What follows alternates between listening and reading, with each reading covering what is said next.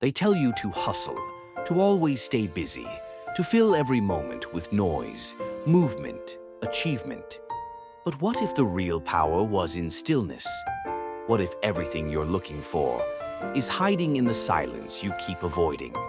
In today's world, stillness is a radical act. We scroll, we rush, we perform, we fill every blank moment because silence feels uncomfortable, even threatening.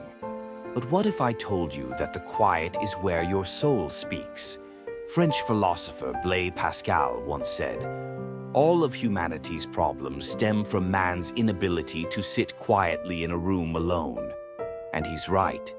We live in a culture addicted to distraction, but the cost of that addiction is ourselves.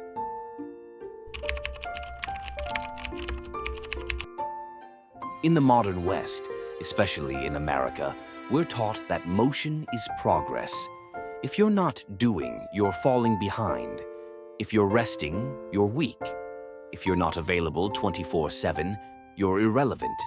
But that mindset, it's a trap.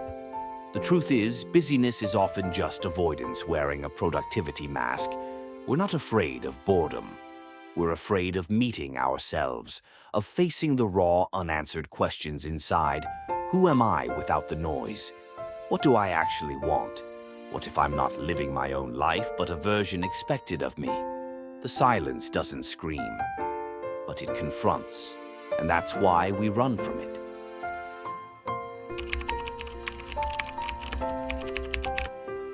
The Stoics, especially Marcus Aurelius, knew something we're only beginning to rediscover. Nowhere can man find a quieter or more untroubled retreat than in his own soul. Stillness is not weakness, it's not laziness, it's a return to self, to clarity, to the moment. The ancient Stoics trained their minds like warriors, not to react, not to chase, but to remain anchored. In a loud world, stillness is strength, because it means you've mastered what the world cannot touch.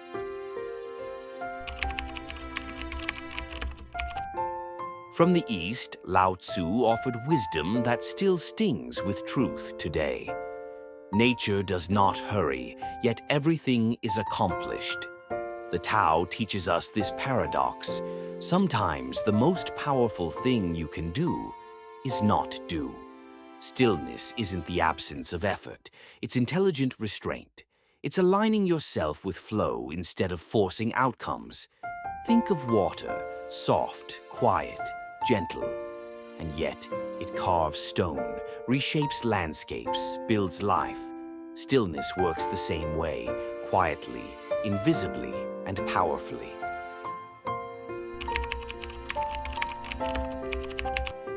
Let's be honest. You're tired, not just physically, but spiritually, emotionally, existentially. And deep down, you know that more motion won't fix it. Another promotion won't fill the hole. Another follower won't make you feel whole. Another night of doom scrolling won't give you clarity. What will? Presence. A slow walk with your thoughts. Breathing without rushing. Doing nothing, and letting that be enough. Stillness is not the absence of life. It's the return to it.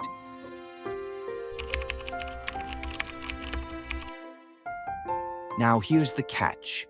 Once you begin choosing stillness, the world will push back. They'll call you lazy. They'll call you checked out. They'll say you're not hustling hard enough. But remember this, most people fear what they don't understand. And stillness? It exposes what the noise tries to cover. It takes courage to not respond to every ping, to walk slower when the world is sprinting, to unplug when everyone else is online, to go inward when the whole culture points outward. But if you can do that, you've already won.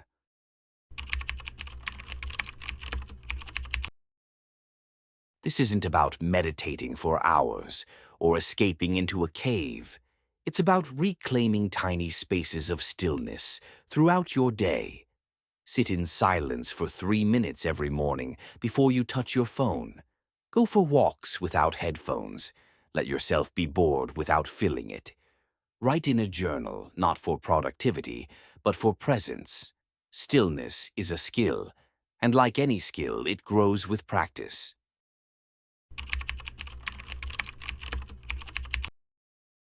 In a world addicted to motion, stillness is a rebellion. It's where you meet your power, not the power the world gives you, but the one no one can take away. You don't need to scream to be heard. You don't need to run to move forward. You don't need to prove to have worth. You are already enough. The silence knows, and it's waiting for you to come home.